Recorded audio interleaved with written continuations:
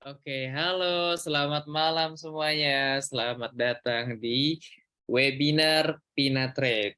Pada malam hari ini kita akan membahas tentang bagaimana analisa fundamental untuk saham. Tentunya ini biasa digunakan sama teman-teman ya dalam sebelum membeli saham gitu kan, menggunakan analisa fundamental gitu kan, namanya teknikal. Oke. Nah ya, jadi buat, teman-teman yang sudah mendaftar, jangan lupa buat ajak temannya juga ya, kalau misalkan ada yang mau join, silahkan join gitu kan. Oke, nanti pada kesempatan kali ini, kita ada pembicara kita, ada Mas Willy ya, yang nanti akan segera membawakan topik selama 40 menit, nanti setelah itu baru ada tanya jawab. Jadi buat teman-teman yang nanti mau bertanya seputar tentang fundamental, siapkan pertanyaannya sebelum dimulai gitu. Oke, mungkin udah penasaran ya, apa itu analisa fundamental gitu kan. Tapi sebelum itu aku mau ngingetin teman-teman juga yang belum punya RDN Pina Trade ya, RDN Pina itu boleh langsung daftar RDN-nya lewat website Pina Trade ya dengan kode PNBF. Oke, dengan kode PNBF gitu. Nah, kalau ada yang bingung-bingung, boleh japri aku ada di grup juga gitu kan. Jadi kalau misalkan Mas Amri, aku mau tanya-tanya dong tentang bikin RDN di website Pinatrade gimana? Boleh langsung tanya juga. Oke, tidak perlu menunggu lama lagi karena Mas Willy juga sudah hadir di sini. Mungkin kita langsung persilahkan Mas Willy, waktu dan tempat dipersilahkan. Oke. Thank you, thank you. Sorry nih, tapi saya baru sembuh ya. Ya, Jadi suaranya nggak gitu jelas mungkin ya. Mudah-mudahan masih bisa diterima lah ya. Ini yang sempat join sesi pertama siapa ya? coba kita absen nih. Boleh di absen, ada Mas Darwin, ada Mas Rini, Mbak Rini, ada Mas Roni, ada Mas Stefan, ada Mas Sukinto. Mas Sukinto nih yang rajin hadir nih. Ada Oh Mas iya, Syarif juga rajin hadir. masuk Masnya Into juga. ya. Ya. Oke. Yang bisa hidupin apa videonya, tolong ya, tolong ditampilin ya. Jadi biar yang bawain materinya juga semangat nih. Ini saya juga lagi sakit tapi saya paksain juga nih sebenarnya, untuk sharing ke teman-teman semua nih. Oke, kita mulai aja kali ya. Bisa dikasih ini apa, host untuk share Ya, screen? sudah. Udah ya? Oke. Hmm. Mungkin kalau teman-teman yang bingung ya, kalau seorang full time trader itu yang ada di eh, laptopnya apa aja sih? Yang pasti ya, itu pasti selalu ada chartis ya, pasti ya. Terus kalau saya karena saya main US market nih, pasti saya ada account US market juga di sini. Kemudian ada account apa untuk forex juga. Kemudian untuk yang trading saham, saya pakai iPod. Ini salah satunya ya, selain dengan Pinatrade gitu ya. Jadi kira-kira kalau orang yang full time trader tuh dia ya di laptopnya adanya gini lah, dan di handphonenya juga pasti ada itu juga sih, sama gitu ya. Oke, hari ini mungkin saya masuk ke satu satu topik ya, topik yang menurut saya sih topiknya agak agak apa ya, eh, eh, lumayan menarik lah untuk teman-teman, apalagi yang apa baru gitu ya. Nah, itu mengenai fundamental analisis gitu ya teman-teman. Jadi kalau saya balik dulu ya ke konsep awal kita di awal-awal kita sharing kemarin ya. Jadi basically untuk kita dapetin uang gitu ya, untuk investasi gitu ya teman-teman ya. Itu benar-benar tergantung dari tujuan investasinya kan. Kemarin sempat saya singgung juga ke teman-teman ya. Ingat ini ya. Jadi kita kalau mau investasi itu kita jangan jadi seperti jam, tapi sebaiknya jadi seperti kompas lah. Kita tahu persis kita investasi itu tujuannya apa sih. Kita mau naik haji misalnya, atau mau sekolah lagi, atau kita mau punya rumah nantinya ya. Jadi sehingga apa yang teman-teman lakuin itu nggak sekedar ikut-ikutan aja gitu ya. Nah itu penting-penting banget. Nah, kemudian untuk teman-teman bisa tahu tujuan secara spesifiknya, itu pakai rule yang namanya rule 72 gitu ya teman-teman ya. Jadi kalau teman-teman pengen, investasinya itu dalam waktu let's say, waktu 2 tahun itu dia double, tinggal 72 bagi 2 aja. Berarti per tahunnya mesti 36% gitu ya. Jadi kalau 36% setahun, itu di akhir tahun kedua tuh dia akan double tuh, secara compounding ya. Kalau mau 3 tahun ya tinggal 72 dibagi 3 gitu ya. Nah, tinggal sekarang kalau semakin tinggi, semakin pengen cepat investasinya didobelin, itu PR-nya makin banyak nih. Jadi makin banyak ilmu yang mesti dipelajari. Nah, hari ini kita akan fokus ke strategi kedua nih ya, value investing ya. Jadi ini untuk menghasilkan return ya mungkin secara tahunan tuh 13 sampai dengan 25% gitu ya. Tapi kalau dalam jangka waktu yang panjang ya ini, strategi yang sangat baik sekali gitu ya sebenarnya ya. Karena, eee, contohnya kayak Warren Buffett gitu ya, orang-orang yang di Indonesia kayak Lo Keng Hong gitu ya, mereka benar-benar investasinya nggak tahunan, mereka investasinya mungkin puluhan tahun gitu ya. Jadi kalau kita lihat dalam tahunan mungkin investasinya kelihatan nggak gede, tapi kalau dalam jangka panjang kalau memang itu, eee, ada intervention dari company-nya, terus company terus bertumbuh gitu ya, itu investasinya luar biasa besar gitu ya, teman. Oke, so hari ini kita akan masuk ke satu topik, fundamental analisis ya. Nah, kalau banyak orang itu kalau di kita di kelas mentar itu, kita menyebutnya introduction of valuation gitu ya.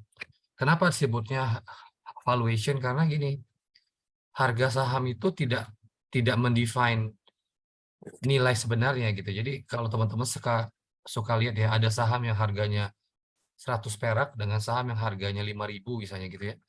Apakah secara valuasi yang harganya, 100 perak itu lebih murah dibandingkan 5.000? Jawabannya enggak, ya. Kalau secara nominal ya, secara nominal pasti yang 100 terlihat lebih murah ya. Tapi kalau secara valuasi, nilai intrinsiknya kita sebutnya ya, belum tentu. Ya kan? Kayak kita ngebandingin misalnya saham hari ini BBRI 5.600 misalnya. Bandingkan dengan CPRO misalnya yang harganya hanya 55 gitu kan, atau kayak apa sih BNBR gitu kan harganya di bawah 100 misalnya seperti itu. Itu secara nominal memang yang 100 sama 50 lebih murah gitu ya, tapi secara nilai jelas BBRI itu punya nilai yang secara valuasi lebih lebih baik gitu ya. Nah, jadi sebenarnya kita lihat itu dalam fundamental itu adalah nilainya, nilai dari perusahaan tersebut. Nah, nilainya itu tercermin dari operation bisnisnya gitu ya. Jadi dari bisnisnya sendiri bertumbuh atau enggak dan, paling gampang untuk ngeceknya kita ngelihat yang namanya laporan keuangan gitu ya. Oke. Nah, jadi seperti yang saya sebut tadi ya, basically investasi itu sebenarnya pasti semua orang bisa lakuin. Tapi kalau, menjadi trader tuh nggak semua bisa sih menurut saya. Jadi trader itu gampang dipelajari teorinya, tapi untuk master menurut saya nggak mudah ya, itu kayak orang main catur lah ya. Orang main catur itu kan kita gampang lah kita tahu kalau, langkah kuda itu bentuknya L gitu kan, peluncur kita tahu, benteng kita tahu, tapi untuk jadi master itu nggak mudah. Nah itu sama tuh, kalau jadi trader juga mirip, ilmunya tahu, gampang dipelajari, tapi untuk jadi master itu butuh butuh bakat, butuh konsistensi, persistensi, mental tuh sangat dibutuhkan. Nah, kabar baiknya walaupun nggak semua orang bisa jadi trader, tapi semua orang pasti bisa jadi investor. Karena investor tuh jauh lebih gampang ya teman-teman ya. Karena kita bisa dibilang eh, investor itu kita tinggal beli perusahaan-perusahaan yang kita pergunakan produknya atau jasanya dalam kehidupan sehari-hari dan perusahaannya secara rasio keuangan bagus. Nah, itu selama pertumbuhan ekonomi itu naik atau meningkat, itu pasti dia akan ngikut terus gitu ya. Jadi sebenarnya lebih gampang gitu ya. Nah, sekarang tinggal dari sekian banyak perusahaan itu kita harus nyari yang kayak gimana sih? Of course kita nyari yang paling kanan ini ya. Bukan paling kiri ya, kita nyari paling kanan. Either sebagai superstar atau sebagai rare apa unicorn. Jadi kita cari yang kualitasnya itu luar biasa bagus, artinya laporan keuangannya itu sangat bagus sekali dan harganya masih murah. Nah, ini sangat jarang lah ya, kalaupun ada itu nggak semua orang tahu gitu ya. Jadi emang butuh skill ini untuk kita menemukannya. Nah, tapi cara paling gampang untuk menemukan perusahaan yang valuasinya bagus dan bisa kita beli itu gimana sih ya? Kita tinggal cari yang superstar aja. Harganya mahal, perusahaannya bagus. Nah, tinggal yang kita butuhkan apa? Timing aja berarti kan. Ya kan? Kayak contoh ini apa sih? BBCA, BBRI misalnya contoh ya. Itu perusahaan yang luar biasa bagus dan harganya let's say kalau untuk hari ini udah mahal gitu ya. Nah, sekarang kok dibilang itu perusahaan yang kita harus beli? Ya kita tinggal tunggu waktu aja kan. Berarti di saat ada krisis, di saat sahamnya itu kena isu atau ada eksternal faktor kayak Amerika mungkin naikin suku bunga, kondisi marketnya crash, nah kita masuk. Karena perusahaan kayak gitu, yang tadinya dia harganya mahal, dia tiba-tiba jadi turun harga fair atau cheap. Ya, makanya jangan aneh. Waktu kayak COVID kemarin, BBRI itu ya saya, teman-teman semua itu beli mejem aja ya, beli BBRI harga 1.800, 2.000. Ya tinggal tidur aja kan, sekarang harganya udah 5 ribuan, udah naik 100%. Nggak nyampe 3 tahun kan. Beli juga BPCA, macam-macam kan. Nah, jadi sebenarnya kalau teman-teman malas mikir ya, sebagai fundamental itu paling gampang ya tinggal tinggal diciriin aja nih perusahaan-perusahaan yang bagus mana, ya udah nanti begitu sahamnya turun karena ada krisis ataupun hal-hal yang sifatnya black swan, kita tinggal beli di timing itu dan tunggu 1-2 tahun. Dan percayalah, history itu akan selalu repeated itself gitu ya. Jadi selama nggak kiamat, saya rasa tuh dia akan mengulang-mengulang aja gitu ya teman-teman ya. Nah, tapi kalau dalam kondisi normal gimana?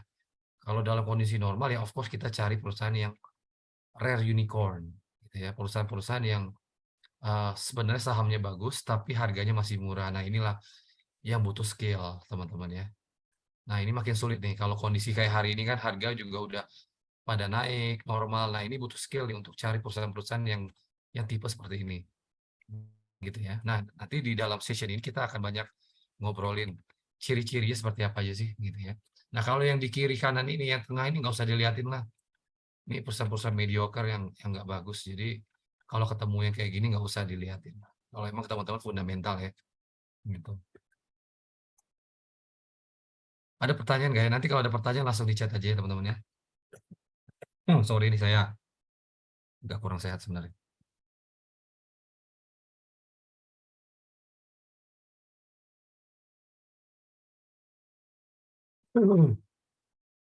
Oke, next ya.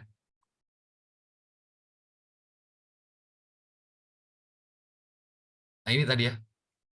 Jadi sebenarnya tugas kita itu adalah mencari company yang nilainya itu masih under value. Artinya apa? Nilai pasarnya, ini market value ya, di market tuh. Ini nilai intrinsiknya nih. Jadi bisa aja ada satu company itu yang yang apa ya, yang nilai intrinsiknya itu lebih tinggi dibandingkan nilai marketnya. Jadi contoh seperti ini ya. Ini nilai intrinsiknya. Jadi atau setelah kita hitung dengan berbagai macam ini cara ya. Caranya ada dua sih. Bisa comparison namanya, comparison method atau free cash flow model ya. Jadi yang paling umum dipakai seperti itu. Jadi kalau waktu saya competition CFA itu kita menghitung harga wajar itu dengan melihat free cash flow-nya. Tapi biasanya kalau orang-orang di market hari ini ya dia ngambilnya gampang lah, dia tinggal lihat earning ratio-nya aja gitu ya. Jadi dia ngebandingin earning ratio-nya antar sesama mereka. Jadi dari earning ratio tuh ya bisa kelihatan dengan cepat lah harganya itu lebih murah atau lebih mahal dibandingkan pasar seperti itu ya. Atau dengan harga masa lalunya lebih murah atau lebih rendah gitu ya. Nah, ini saham yang harganya tuh di X tapi harga sahamnya masih di bawah nih. Nah, kita cari perusahaan-perusahaan seperti ini nih. Ya, dan dia punya margin of safety gitu ya. Nah, kalau hari ini itu nanti saya akan spill ada satu saham di bursa itu sebenarnya harganya dan harga hari ini dengan nilai intrinsic value itu jauh banget. saya udah terus investasi di sini. Jadi saya udah masukin uang mungkin ratusan juta di saham ini. Jadi mungkin kalau teman-teman interest, nanti saya juga akan spill sahamnya sama apa. Ini enggak, inilah ya apa, eh, kalau nggak serak juga nggak apa-apa gitu. Ini saya share aja ke perusahaannya nanti ya. Jadi eh, oke ya. Nah, contoh ya tadi ya, kayak misalnya BBRI ya. BBRI saat drop saat corona kemarin ya, dia sempat nyentuh harganya 2.000 gitu ya. Hari ini harganya udah berapa? Harganya udah 5.600 hari ini. Ya, bahkan kalau teman-teman lihat dalam 9 bulan aja dia udah multi bagger ya kemarin ya. Jadi ini kalau teman-teman mau beli saham yang bagus tapi dengan model nunggu ya, tunggu aja. Jadi sebenarnya kita tuh punya kesempatan ya teman-teman ya, dalam waktu cycle per 8 tahun itu biasanya cycle ekonomi itu akan muter-muter gitu loh. Jadi kalau teman-teman kayak males, saya pusing nih mas, baca laporan keuangan, saya pengen nunggu aja deh. Ya udah tunggu per 8 tahun itu ada giliran semua orang untuk ibaratnya bisa cuan pastilah 100% dari saham tuh. Tunggu aja ya, karena cycle ekonomi itu kan selalu ya, mulai dari ekonominya tuh introduction, growing, kemudian dia nanti bubble gitu. Begitu bubble satu sektor tuh sangat bubble, akhirnya pecah kan. Nah, biasanya kalau udah pecah tuh uh, crash. Nah, itu biasanya cycle-nya tuh per 8 sampai 10 tahun. Jadi teman-teman kalau mau gampang investasi ya tinggal tunggu saat itu aja gitu. Nah, ini contoh yang waktu kemarin COVID ya teman-teman ya. Kita beli perusahaan-perusahaan yang pasti wonderful lah di harga murah gitu. Nah, untuk melihat saham yang bagus kalau dalam kondisi yang kayak hari ini, itu ada beberapa inilah ya, ada beberapa resep lah yang mesti kita lihatin. Pertama, bisnisnya itu bisa kita mengerti. Jadi belilah perusahaan-perusahaan itu yang barang dan jasanya itu yang teman-teman pakai gitu loh ya. Jadi paling gampang nih misalnya contoh ya, Mas Amri misalnya. Setiap hari misalnya gua mandi Mas, gue pakai produk dari Unilever Mas. Oke. Terus habis itu gue kalau ke kantor gue selalu bawa tolak angin nih karena gue gampang masuk angin, berarti itu produknya Sido muncul gitu kan. Terus kalau gue haus gue suka minum susu Mas gitu kan. Oh berarti produk Ultra Jaya nih gitu kan. Gitu. Terus gue kalau misalnya pengen beli baju, gue beli baju di kayak Matahari misalnya, atau beli baju di Ramayana, di Rolls gitu ya. Gitu ya contohnya. Jadi ya itu udah saham semua tuh kan. Terus gue kalau sehari-hari gue nabung tuh di bank ini Mas, BCA lah Mas gitu kan. Berarti udah kelihatan tuh kan teman-teman. Jadi sebenarnya investasi itu menurut saya sih nggak susah ya. Kita tinggal lihat aja apa sih produk atau jasa yang kita pakai sehari-hari dan kita mengerti gitu loh ya. Bisnisnya tuh kalau lebih bagus kalau bisnisnya kita mengerti juga gitu ya. Nah, tinggal kita bayangkan aja, berarti kalau ada saya make, teman saya make, bayangkan aja 280 juta orang Indonesia ini mungkin 30%, 40% akan pakai juga gitu loh. Makanya kalau teman-teman jangan aneh saham-saham kayak BBCA tuh naik terus ya, karena memang bisa kita bilang ya itu jasa atau bank yang dipakai hampir semua orang kan untuk kehidupan sehari-hari gitu kan. Nah, kita tinggal melihat aja ciri-cirinya ya, ciri-ciri itu aja, bisnis yang gampang dimengerti dan kita gunakan gitu kan. Gitu ya. Nah, kemudian secara long term-nya bagus. Nah, ini saya langsung aja, kalau di Bursa Indonesia itu cuma dua sektor yang secara long term itu akan selalu riding pertumbuhan ekonomi ya. Satu perbankan, kedua consumer goods. Udah dua itu doang. Jadi kalau teman-teman pengen investasi jangka panjang di Indonesia itu dua sektor utama lah, consumer goods ya, macam-macam ya, ada Mayora di situ, ada Sido muncul, Putra Jaya, macam-macam ya. Ada Kino gitu kan, sekarang banyak banget ya. Kalau bank juga banyak banget. Terus ketiga, cari yang punya margin yang masih bagus ya. Jadi perusahaan itu nggak hanya bertumbuh tapi juga profitnya juga terus naik setiap tahun. Nah, yang keempat, kita melihat nih manajemennya oke atau enggak, kompeten atau enggak. Itu bisa kelihatan dari lese yang paling gampang, kita tinggal cari aja ada nggak dari manajemennya itu yang tersangkut masalah hukum gitu ya, atau bisa juga kita lihat dari cara mereka mensubmit laporan keuangannya itu rutin atau enggak gitu kan ya. Jadi kita bisa uh, bertindak seperti detektif lah untuk mencari apa ya, apakah ada jejak-jejak jejak-jejak hitam digital dari ini manajemennya gitu ya. Nah, itu kita harus teliti juga gitu ya. Yang terakhir, kita mesti cari saham yang secara stok itu liquid. Jadi jangan sampai kalau lo beli nggak bisa jual gitu. Jadi banyak juga di perusahaan Indonesia itu yang listingnya itu cuman 5% aja dan mereka belum menambah lagi gitu kan. Nah, ini kadang-kadang kita bisa beli tapi nggak bisa jual nih. Jadi teman-teman harus cari yang lumayan free float-nya lumayan banyak gitu ya. Lumayan banyak tuh di atas 10% lah kira-kira seperti itu ya. Nah, inilah ya teman-teman ya, kira-kira perusahaan-perusahaan yang bisnisnya bisa dimengerti dengan mudah lah ya. Kalau di properti ada Pakuwon, Sido Muncul, di Pertambangan Bukit Asam, Adira Finance, Siloam Hospital BRI gitu ya. Nah, ya, ini contoh aja nih. Nah, ini juga perusahaan yang ini contoh ya teman-teman, ini agak terlalu rumit lah ini.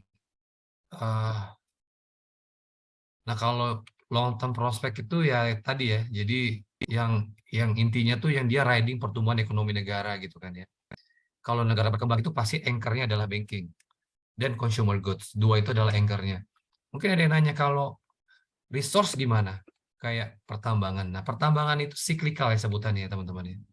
Jadi di saat harga naik jadi ikutan naik, saat harga turun dia turun. Jadi menurut saya agak sulit kalau teman-teman mau investasi jangka panjang di perusahaan yang cyclical gitu ya. Jadi kita mainnya di perusahaan cyclical itu di saat lagi ada tren kenaikan harga aja.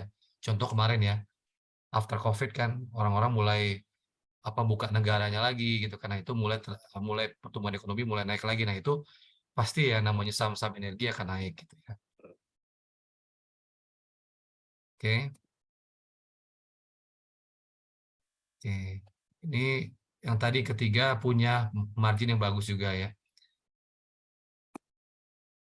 Nah, ini yang tadi saya sebut liquid stock ya. Jadi bisa kita lihat antri jual, antri belinya tuh ya lumayan lah kalau kita mau beli, mau jual tuh selalu ada gitu ya. Kira-kira gitu. Nah, teman-teman bisa lihat di sini nih. Free float itu adalah jumlah lembar saham yang dia lempar ke market gitu ya. Nih kalau Bang ini langsung saya jawab aja, kalau Bang Syariah gimana Mas misalnya Bang Syariah? Apakah bagus? Pasti Mas. Apalagi di Indonesia ini kan di Indonesia ini Mas, value-nya orang Indonesia itu cuma dua Mas. Value-nya orang Indonesia itu keluarga, kedua adalah agama, religi. Gitu. Jadi dua itu aja. Jadi makanya jangan di Indonesia itu value-nya dua itu. Apapun itu pasti sifatnya kekeluargaan, apapun itu religius ya. Jadi ya kalau ngomong apakah saham BRI Syariah itu secara long term bagus ya pasti bagus. Itu keep it aja kalau Mas Sahrul punya uang dingin, simpan aja 10 tahun tuh pasti naiknya udah gak karu-karuan nanti. Gitu ya. Mungkin agak cerita dikit ya. Kalau di Indonesia itu ya, di Indonesia tuh angka kemiskinan tuh nggak bisa kita bilang, nggak bisa merepresentasikan angka yang sebenarnya sih. Contoh ya misalnya di Jepang gitu ya. Angka kemiskinan misalnya 3%, contoh. Berarti 3 dari 100 orang tuh miskin misalnya contoh kayak gitu kan. Nah, kalau di Jepang tuh kalau 3 dari 100 orang miskin, 3 orang yang miskin ini miskin beneran, Mas. Miskin itu ya miskin yang dia sampai mau bunuh diri gitu. Kalau di Indonesia tuh enggak. Di Indonesia tuh misalnya tingkat kemiskinannya 3% juga. Tapi 3 dari 10% Indonesia itu beda karena ada value agama dan value keluarga tadi. Gitu ya. Ini di keluarga kan mungkin anaknya ada 11 ya, tapi yang sukses 1 orang, tapi yang 10 yang nggak sukses, yang miskin itu bisa hidup dari 1 orang yang sukses itu gitu. Jadi Indonesia tuh unik. Jadi makanya setiap kali orang bilang Indonesia tuh angka kemiskinannya tinggi, tapi kita tetap happy-happy aja karena ya itu dia kan. Ada omnya, bisa tinggal di rumah tantenya segala macam ya. Jadi memang seperti itulah kalau di Indonesia.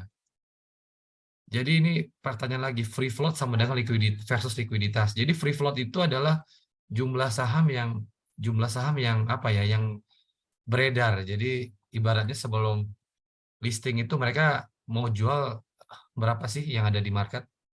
10%. Dari 1 juta 10%, berarti 100.000 itu yang free float-nya. Nah, semakin besar free float udah pasti sahamnya itu makin liquid gitu ya. Apalagi kalau free float ini dipegang oleh 30%, 40%-nya retail lah gitu ya. Itu makin liquid gitu ya. Oke, kita lanjut. So, jadi balik lagi ya. Bisnis yang gampang dimengerti, favorable, punya margin, manajemen yang kompeten, dan saham yang secara stok itu liquid gitu ya. Jadi sebenarnya fundamental investing itu gini aja sih. Nah, mungkin pertanyaannya, wah Mas, kalau gitu yang hitung-hitung tuh gimana? Yang hitung-hitung itu sebenarnya kalau kita ngomong di hari ini tuh udah lebih gampang ya teman, karena apa ya? eh apa ya, kalau hari ini tuh lebih gampang hari ini, karena kalau teman-teman nanti masuk ke apps-nya Pina itu teman-teman bisa lihat sendiri tuh, kayak angka-angka laporan keuangan itu jadi lebih gampang. Jadi sebenarnya yang paling penting tuh pertama tuh mindset-nya dulu sih sebenarnya. Kita paling gampang tuh bisnis apa sih yang barang dan jasa kita pakai sehari-hari gitu lah. Itu aja ya. Nah, kalau mau yang lebih ribet nih, nah kita mulai masuk lah ini, tapi siap siap agak pusing ya. Ini saya agak cepat aja teman-teman ya. Ini mestinya ini session yang seharian ya. Session yang seharian nih. Jadi saya bawain ini bisa seharian, tapi di kelas Pina ini karena waktunya 45 menit, saya make it fast lah. Jadi sebenarnya kalau kita mau ngerti fundamental itu memang harus bisa baca laporan keuangan sih. Ya. Nah, untuk baca laporan keuangan itu ada 3 aspek yang perlu kita ngerti lah ya. Satu, ngerti income statement. Income statement itu adalah laporan cuan atau ruginya gitu lah ya. Balance itu posisi dari neracanya, itu kita pengen tahu posisi aset, posisi equity-nya ya gitu ya. Kemudian dari sisi cash flow-nya ya, uang masuk uang keluar gitu ya. Kemudian aktivitas pendanaannya seperti apa gitu ya. Nah, ini 3 aspek ini yang teman-teman harus ngerti kalau teman-teman benar-benar pengen benar-benar membedah laporan keuangan gitu ya. Tapi apakah tanpa ini teman-teman tahu perusahaan apa yang bagus? Ya tadi, balik lagi, kalau sekedar tahu aja tahu, tinggal lihat aja BBRI, BBCA perusahaan bagus itu, nggak usah dianalisa lagi. Tinggal timing belinya aja di saat krisis gitu aja. Nah, ini kalau yang ini dipakai untuk kalau kondisi normal untuk mencari diamond tuh kayak gimana? Kayak gini harus ngerti gitu ya. Nah, ini saya mungkin cepat aja nih, kalau ngomong P&L itu ya yang namanya P&L ada top line di atas ya. Sebutannya revenue. Ada COGS, ada manufacturing cost gitu ya. Ini harga pokok ya, orang sebutannya. Kemudian ada gross profit ya. Gross profit itu laba kotor. Jadi semakin tinggi semakin bagus. Ya, contoh nih, ada Pizza Hut, ada KFC nih. Paling besar adalah Pizza Hut nih. Kalau yang bank gede banget BBCA ya. Nah, ini kalau kayak perusahaan-perusahaan kayak gini kecil banget nih, perusahaan-perusahaan konstruksi itu ya. Nah, ini sebaiknya jangan, kita cari perusahaan-perusahaan yang gross marginnya itu besar gitu ya. Karena perusahaan yang gross marginnya besar itu dia akan sangat tahan di saat krisis ya. Karena mereka masih punya lemak yang cukup besar. Nah, ini overhead lah ya, overhead. Nah, ini operating profit ya teman-teman ya. Jadi profit yang dihasilkan dari operasi perusahaan gitu ya. Ada yang nyebutnya EBITDA gitu ya teman-teman ya. Oke, terus ini aktivitas yang non operating ya, kayak interest, beban bunga. Terakhir adalah net revenue atau earning gitu ya. Jadi biasanya kalau orang pengen menghitung harga wajar itu dia ngelihatnya dari earning-nya kalau menggunakan comparison ya. Tapi kalau menggunakan free cash flow dia sampai operating profit ya. Karena benar-benar ngelihat seberapa besar uang itu yang hari ini mereka punya dan kemungkinan uangnya akan masuk lagi gitu ya. Oke, ada contoh kasus saja lah. Nah, terus untuk teman-teman baca laporan keuangan gimana caranya? Ini aja gampang ya, tinggal di Google aja. Misal pengen tahu BCA, tinggal Bank BCA Investor Relation. Nanti pasti ada nih di ujungnya. Apapun ya, yang listing itu tinggal tulis saja seperti ini. Nanti akan kelihatan annual report-nya, financial report-nya gitu ya, tinggal ambil aja. Atau kalau nggak mau pusing, tinggal masuk ke sini. idx.co.id. Tinggal lihat di laporan keuangan, klik aja nanti masuk ke dalam. Itu akan semua laporan keuangannya ada di sini. Ya, jadi harus rajin-rajin nih. Ya. Nah, ini tinggal masukin mau apa, kemudian pilih gitu ya, tinggal di-download. Dan ini sifatnya open gitu ya. Nah, kalau di Mentari kita punya resep nih. Kalau untuk cari perusahaan-perusahaan yang bagus itu ya kita punya standar nih. Standarnya seperti ini nih. Kalau market capital tuh harus di atas 10 T gitu ya. Revenue growth-nya harus di atas 0%. Net profit-nya di atas 7,5%. ROE-nya di atas 10%. Debt to equity ratio-nya di bawah 1 kali gitu ya. Nah, ini teman-teman bisa pakai Pina nih untuk ini screening-nya mungkin ya nanti ya. Mungkin bisa diajari nanti Mas Amri. Dari sekian banyak saham itu bisa di screening nih dengan untuk cari cepat ya. Gitu. Nah, ini kalau saya menggunakan eh, si apps yang saya punya, ini muncul nih waktu tahun tahun apa sih 2021 nih ya. Saham-saham ini nih. Which is hari ini ya kayak Saratoga waktu itu udah terbang-terbang nilainya kan. Oke. Nah, kayak valuasi ya. Nah, ini yang saya sebut ya, valuasi. Jadi valuasi itu kita sebenarnya kita udah tahu harganya. Tapi pertanyaannya apakah harganya cukup murah atau cukup mahal? Nah, untuk tahunya itu kita bisa menggunakan dua cara nih. Kita bisa dengan price earning band-nya. Artinya kita melihat historically hari ini tuh price earning-nya tuh berada di bawah band atau di atas band. Ya, kemudian kita lihat secara sektoral harganya itu dibandingkan dengan sesama perusahaan itu lebih mahal atau lebih murah gitu ya. Gitu ya. Contoh gini ya. Pizza Hut nih, contoh. Hari ini harga sahamnya di sini nih. Nah, harganya biasanya mainnya di sekitaran sini nih. Berarti harga hari ini sebenarnya bisa kita lihat dari PE band 1 tahun itu udah lebih murah nih sebenarnya. Nah, sekarang kita lihat PE-nya dalam 3 tahun. Nah, 3 tahun tuh dia rata-rata bermainnya di PE di antara 0 sampai dengan 20 nih. Sini ya. Nah, tapi hari ini dia main di PE-nya di sangat rendah sekali nih. Berarti harganya ini bisa dibilang terhadap masa lalunya ini harganya udah cukup murah nih teman-teman ya. Tapi kita harus lihat lagi sebelum setelah ngelihat PE ini kita masih lihat situasinya. Apakah memang ada penurunan dari sisi bisnisnya atau lebih karena eksternal faktor aja gitu ya. Jadi kita perlu cek cek lagi. Jadi nggak bisa analisa ini nggak bisa berdiri sendiri gitu lah kira-kira ya. Nah, kalau sektoral itu kita bandingin dengan sesama sektornya. Pizza dibandingkan dengan fast food KFC harganya lebih murah atau enggak kayak gitu ya. Gitu. Oke. Nah, ini kalau yang tertarik dengan valuasinya lebih jauh, saya punya Excel-nya nih teman-teman ya. Nanti sebenarnya Excel tinggal bisa diisi sendiri sih. Nah, ini cuman kalau untuk ngajarin Excel itu saya butuh waktunya tuh mungkin lebih dari 3 jam ya teman-teman. Jadi untuk session ini saya think ini lebih ke intro aja sih ke teman-teman semua. Jadi sebenarnya pada intinya sih nggak terlalu sulit ya lah ya kita untuk menghitung harga wajar gitu ya. Oke, mungkin saya balikin dulu ya ke Mas Amri, Mas Amri. Oke, baik. Terima kasih Mas Willy yang sudah menyampaikan materinya tentang fundamental ya. Tadi juga jelasin bagaimana cara ngelihat income statement, kemudian juga balance sheet, dan juga cash flow ya. Gitu. Jadi kita bisa ngelihat valuasinya lah. Jadi dari PER dan PBV kita lihat, oh ini sahamnya murah atau mahal sih gitu kan. Oke, mungkin tadi juga ada beberapa eh, pertanyaan ya. Tadi udah yang dijawab itu yang mana aja ya Mas kalau boleh tahu tadi Udah aku semua sih kayaknya.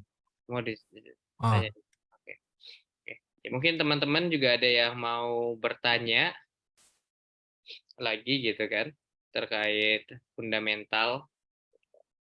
Ini salah satu temannya dari teknikal gitu kan. Itu jadi ya nanti mungkin yang lebih menarik waktu belajar teknikal lah. Saya juga kalau di kelas di Trade Squad juga biasanya kalau teknikal tuh lebih dengan ini ya dengan contoh ya. Kalau fundamentalis sebenarnya apalagi kalau di Pina ya, di Pina itu kan udah ada ininya, udah ada apps-nya ya yang bisa bantu ya. Kita ya. bisa pakai apa tuh? Feature smart order gitu ya untuk kita untuk beli perusahaan-perusahaannya. Jadi menurut saya sih teman-teman tinggal register Vina itu sih udah gampang banget ya. Ya. Mungkin aku mau sedikit itu juga ya, apa sih namanya buat teman-teman yang belum punya RDN ya. Kalian bisa buka RDN di Pinatrade gitu kan, dengan klik link berikut, nanti aku kirimkan di kolom chat, dan jangan lupa masukkan kode referralnya ketika udah mau daftar, kodenya PNFF, oke? Jadi daftarnya lewat website ya teman-teman, daftarnya lewat website. Oke.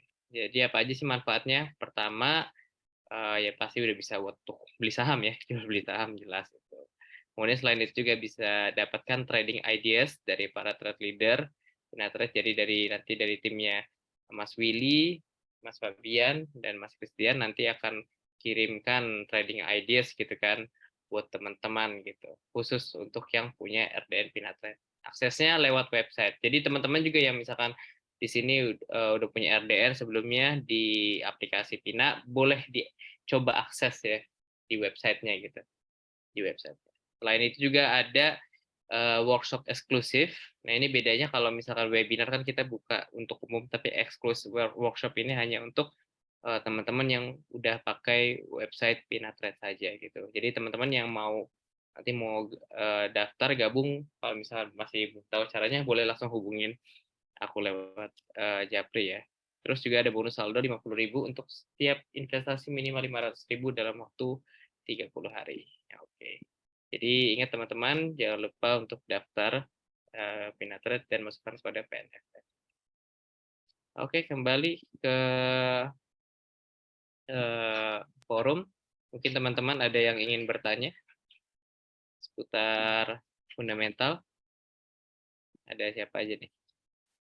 Kita lihat ada Mbak Rini, ada Mas Roni, ada Mas Stefan, ada Mas Suginto, ada Mas Syahrul, ada Mas Yoga, silakan kalau ada yang mau bertanya.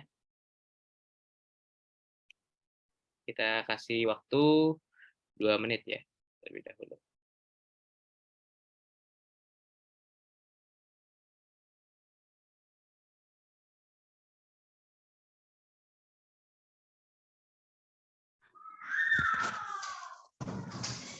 Halo, selamat malam. Halo malam Mas Suginto. Izin bertanya ya dengan Mas Fabian ya. Mas Willy. Ya, tentang masalah likuiditas ya. Free float dengan likuiditas, ya kan. Kadang kita ketemu saham free float-nya paling cuma 15% ya. Tapi sahamnya liquid di pasar. Begitupun sebaliknya. Ada kita ngelihat free float-nya bisa 30%, tapi di pasar sahamnya nggak liquid. Ya, artinya kita membeli menjual tuh susah. Karena istilahnya barangnya kering di pasar. Nah, itu apa hubungan signifikansinya apa ya? Terus kalau kita seorang investor, kenapa kita harus memilih saham yang liquid gitu loh? Ya kan, likuiditas itu kan ditentukan oleh psikologi di pasar ya. Misalnya ada yang menjual, ada yang membeli, dengan porsi banyak otomatis sahamnya kan akan liquid. Gitu. Gimana penjelasannya Mas Fabian? Terima kasih. Malam Pak Sukinto. Ini pertanyaannya buat saya apa buat Pak Willy? Oh, sorry. Maaf. Buat speakernya, Pak speaker. Oke. Sorry. Silakan dijawab, Mas Willy. Mas Willy ya, sorry. Ya, oke. Mas Sukinto, thank you nih atas pertanyaannya. I think Mas Sukinto juga pertanyaannya sangat bagus banget ya teman-teman ya. Jadi mungkin saya ulang lagi. Free float itu memang jadi semua company yang akan listing di bursa itu memang diwajibkan kalau hari ini ya. Itu mereka mesti free float-nya tuh minimal tuh di angka 15% gitu ya sebenarnya. Artinya yang nggak boleh yang apa sih beredar tuh di bawah itu. Gitu ya. Karena kenapa? Kalau yang beredarnya di bawah itu ya kecenderungannya pasti likuiditasnya akan lebih kecil. Jadi sebenarnya gitu. Ada hubungan linear sebenarnya. Kalau free float-nya itu rendah, pasti likuiditasnya juga akan ikut rendah. Tapi dalam kondisi tertentu bisa juga enggak, gitu ya. Bisa aja, misalnya contoh hari inilah, bahkan yang free float-nya yang lumayan besar di atas 15%, Adira atau kita bicara multi bintang itu nggak gitu liquid dia. Karena kenapa ya, semua ternyata yang megang sahamnya itu dia mungkin investor investor retail kayak kita, tapi mereka semua tipe yang long term gitu. Mereka nggak gitu aktif di market gitu ya. Gitu. Nah, dan satu lagi di Indonesia itu eh nggak kayak di luar. Kalau di luar negeri itu semua, jadi gini, semua perusahaan yang listing itu sebenarnya mereka tuh punya liquidity provider, teman-teman. Jadi teman-teman suka ini nggak sih? Suka penasaran nggak sih? Kalau sehari-hari itu kalau ngeliatin di bursa itu kayak BBRI, BBCA atau perusahaan-perusahaan tertentu itu yang masang antrian siapa sih gitu. Padahal gua nggak ngantri, gue kayaknya kalau gue beli selalu hajar kanan hajar kiri, kalaupun mau ngantri gue ngantrinya dikit. Tapi kok selalu ya, setiap kali kita pagi-pagi kita ngelihat saham-saham yang LQ45 lah ya, yang sebutnya liquid itu, kenapa di kiri kanan itu udah rapi gitu ya. Nah itu teman-teman harus tahu, itu ada namanya tuh jasa LP, teman-teman, liquidity provider. Jadi mereka tugasnya memang mengatur liquidity itu. Ya itu kalau di luar hal yang sangat umum banget, apalagi pasar-pasar option ya, itu mereka harus liquid. Setiap saat ada yang beli harus ada yang beli, ada yang jual harus ada yang nampung gitu ya. Nah, jadi tadi kalau balik kepada Mas Sukinto, memang dalam kondisi tertentu bisa aja. Misalnya perusahaan itu mau go ini private. Ya even dia free float-nya 30%, tapi semua orang nggak akan aktif di market, mereka akan nunggu gitu loh. Jadi kita harus lihat dulu sebenarnya. Harus lihat dulu kenapa dia nggak liquid gitu ya. Apakah karena sahamnya atau ke tipe investornya. Tapi biasanya dalam kondisi normal itu udah pasti linear. Saham-saham yang free float-nya itu tinggi pasti dia liquid, cenderung liquid gitu ya. Saham-saham yang free float-nya rendah cenderung dia nggak itu ada hubungan linearnya ya. Kondisi-kondisi yang nggak abnormal itu mesti kita cek sih, dan itu menurut saya nggak gitu banyak sebenarnya seperti itu gitu.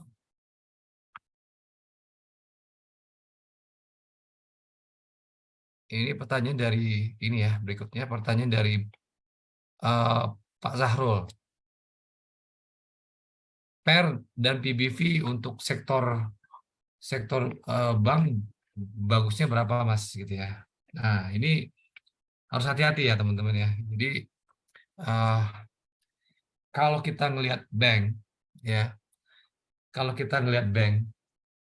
kita harus hati-hati nih, karena bank itu apalagi kalau kita ngelihat bank itu lihat apa balance sheet-nya ya. Kita ngeliatin apa sih balance sheet-nya bank. Itu kan isinya tuh sebenarnya uang orang ya teman-teman ya. Asetnya itu adalah uang orang sebenarnya. Jadi kalau teman-teman mau hitung price book value, sebenarnya kalau di sektor-sektor bank tuh harus hati-hati gitu. Jadi kalau paling gampang PER sama PBV itu ya jelas, kalau PER itu di bawah single digit itu bagus. Kalau price book value itu di bawah satu juga bagus. Mungkin kalau teman-teman yang masih awam ya, PER itu apa sih? PER itu adalah earning ratio, price earning ratio atau earning multiplier-nya. Jadi kalau ada perusahaan yang PER-nya 5 kali, berarti dia butuh waktu 5 cycle atau 5 tahun untuk earning-nya atau net income-nya itu bisa ngebalikin modal uang yang 100% misalnya seperti itu. Jadi misalnya teman-teman investasi 100 juta itu butuh waktu 5 tahun untuk balik modal, kira-kira gitu. Kalau PBV atau price book value, jadi apakah harganya itu harga laporan, harga bukunya, harga equity-nya itu dengan harga price di marketnya itu 1:1 atau lebih tinggi gitu ya. Nah ini biasanya cocok untuk perusahaan-perusahaan yang kayak model properti gitu ya. Nah itu kita bisa main pakai PBV gitu ya.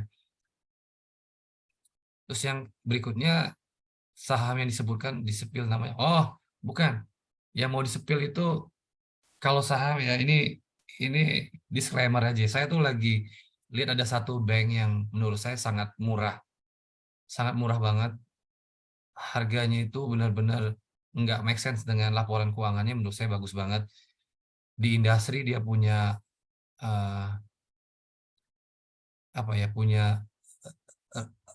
return on equity-nya tuh di atas 30% lebih. Kemudian net income-nya bagus banget. Kemudian rasio kredit macetnya tuh kecil banget. Dan sektornya itu juga bagus sebenarnya secara long term, tapi harganya itu nggak somehow turun terus, Nah, which is menurut saya ini memang mungkin kalau kelihatan tuh ada satu institusi pemegang sahamnya yang terus jual sih. Nah, mungkin sampai ini selesai baru saham itu akan naik lagi gitu ya. Namanya BTPS ya teman-teman ya, namanya Bank Tabungan Pembangunan Syariah gitu ya teman-teman. Itu menurut saya kalau dibandingkan dengan seluruh bank hari ini tuh dia udah terlalu murah sih gitu ya. Kalau lihat dari sisi PER-nya, BBV-nya juga dia bermainnya tuh udah sangat murah, dan lihatin laporan keuangannya tuh bukan turun, terus naik setiap tahunnya. Dividennya juga nggak kecil. Dividennya hampir 5%, sekitar 4%-an gitu ya. Jadi saya believe sih hari ini sih harganya di berapa ya? Sekitar 2.200-an kali ya. Itu harga wajarnya itu mestinya tuh di sekitar 4 ribuan sih teman-teman. Ya, bahkan bisa harusnya 5 ribuan sih. Nah, cuman ya balik ya, kalau investor itu jangan berharap beli hari ini besoknya udah cuan gitu ya. Kalau investor itu perjalanannya panjang ya. Jadi ya memang caranya dicicil, dicicil, mungkin bisa 5 tahun, 6 tahun, tapi pasti ada hukumnya. Di nilai intrinsik itu nggak pernah dalam sejarahnya itu nilai pasar itu tidak kembali ke nilai intrinsiknya. So it's a matter of time, pasti dia akan kembali ke nilai intrinsiknya gitu loh. Itu udah jaminan lah. Dan ada yang menang Nobel karena itu ya teman-teman. Jadi eh, itu udah ada ini ya teorinya ya teman-teman ya. Oke, thank you. Oke, baik. Terima kasih Mas Willy yang udah menjawab ya pertanyaan-pertanyaan dari tadi. Ada dari Mbak Rini, Mas Syahrul, atau Mas Kinto gitu. Oke, mungkin ada lagi yang lain mau bertanya? Tanya? Oke, iya. Dan teman-teman jangan lupa ya, buat yang belum punya akun Pinatrade bisa langsung daftar gitu kan, dan juga bisa ajak teman-temannya yang lain gitu kan, dari untuk bisa dapetin event-event eksklusif gitu hanya untuk Pinatrade gitu kan. Oke, ini aku udah kirim juga linknya di. Ya, nanti kalau di Pinatrade itu, jadi kita di Trade Squad itu sebenarnya layanan kita ngasih rekomendasi saham ya, yang Ya, sifatnya harian. Nah, itu saham-saham yang secara intrinsic value-nya itu udah pasti bagus. Gitu ya. ya, Jadi teman-teman bisa lihat di sana lah nanti. ya. Jadi dari trading ideas-nya itu bisa langsung eksekusi ya, bisa langsung eksekusi dari trading ideas-nya. Wait, aku coba trying dulu deh, mumpung masih ada waktu terakhir.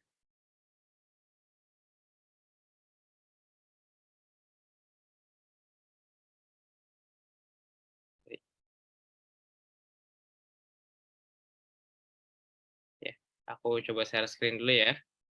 Mana tadi? Ya, Sorry ya, Mas Amri, ya. saya harus undur diri ya. Saya harus ini nih ada yang saya kerjain. Oh iya, nggak apa-apa, nggak apa-apa. Ya, Ya, terima kasih ya Mas thank you Willy ya. Yuk, thank you semuanya. dan lain-lain gitu. Oke, ya. Lanjut ya tadi. Jadi buat teman-teman yang udah punya Pinatrade ya, ini begini tampilannya gitu kan. Kalian bisa coba untuk bikin workspace dan lain-lain di sini. Gitu. Berarti ini. Nah, kemudian juga nanti dari timnya Mas Fabian dan lain-lain. Nah, ini di workspace ini jadi bisa nyesuaiin ya kalau misalkan dengan profilnya masing-masing gitu. Jadi misalkan ada Mas Sukinto, oh saya long term workspace ya pakainya ini. Nanti ya fitur-fitur dan widgetnya akan disesuaikan. Atau misalkan Mas Syahrul, oh saya Mas scalping gitu, scalper, nanti bisa pakai yang ini. Jadi akan berbeda workspace-nya seperti itu. Nah, terus kita mau lihat nih yang misalkan kemarin yang dari Trade Squad ya, yang udah kirim gitu kan trading ideas-nya nih. Jadi ini eksklusif hanya untuk yang punya akun RDN gitu. Nanti di sini ada rekomendasi sahamnya. Contoh misalkan di BBNI nih, gitu kan, atau aman nih, aman. Nah, kita lihat buy-nya 1780, TP take profit-nya di harga segini, stop loss-nya di harga segini. Nah, langsung aja pasang smart order-nya. gitu kan. Nah, jadi langsung udah keikut gitu. Ini udah naik ya harganya ya. Ini harusnya dieksekusi kemarin Senin gitu. Tapi nanti teman-teman juga bisa eksekusi juga. Misalkan udah gabung Pinatrade gitu. Jadi tinggal masukin berapa lotnya, langsung eksekusi aja gitu. Seperti itu. Mudah guys. Jadi nggak perlu bikin sendiri. Tinggal dapat rekomendasi saham, tinggal masukkan ke smart order, langsung clear. Seperti itu. Tadi ada yang nanya ya, cara screening saham di Pina itu gimana ya? Ya untuk fitur screening sekarang kita lagi develop ya. Artinya nanti bakal ada screening untuk melihat pair-nya bagaimana dan lain-lain gitu. Kalau untuk saat ini masih ada yang ada saham tematik seperti ini dari komoditas gitu, terus ada properti, kemudian ini juga properti, ada yang value investing gitu kan. Kemudian ada dari yang high dividend atau yang pair-nya rendah dan lain-lain gitu. Kalau yang screening-nya kita lagi develop, jadi emang nanti bakal ada juga di fitur Pina gitu. Gitu guys. Jadi ini eksklusif hanya untuk teman-teman yang bisa punya akun RDN ya di Pinatrade. Jadi jangan lupa ajak teman-temannya juga yang lain buat gabung daftar gitu. Ini juga nanti bikin smart order-nya di sini gitu kan. Tuh, plan-plannya di sini. Seperti itu guys. Oke, jadi buat teman-teman kalau ada yang belum punya dan mau daftar silahkan bisa langsung tanya ke aku juga ya lewat Japri di grup, bisa langsung. Oke. Ya, mungkin itu aja dari aku juga gitu kan tentang Pinatrade gitu kan. Apa itu ada yang nanya lagi tuh? Kalau di aplikasi handphone nggak bisa screening gitu ya? Ya, kalau ini khusus di website soalnya Kak. Jadi Pinatrade ini khusus di aksesnya di lewat website aja. Jadi lewat desktop ya, websitenya website desktop. Di mobile juga belum bisa gitu. Oke, ya. Jadi kalau mau tanya-tanya bagaimana cara registrasinya nanti hubungi aku aja. Oke, mungkin segitu aja dulu buat waktunya. Terima kasih yang sudah hadir. Semoga ilmu-ilmu yang tadi yang disampaikan dari Mas Willy itu bermanfaat dan bisa langsung dipraktekkan ya, teman-teman. Dan jangan lupa kita akan selalu ada webinar ini setiap hari Senin dan Selasa nanti ya, Senin dan Selasa. Jadi jangan lupa buat teman-teman untuk selalu ikut dan ajak teman-teman yang lain juga untuk bisa hadir. Oke, mungkin itu aja sekian dari saya, kurang lebihnya mohon maaf, dan kita tutup pertemuan malam hari ini dengan baca alhamdulillah.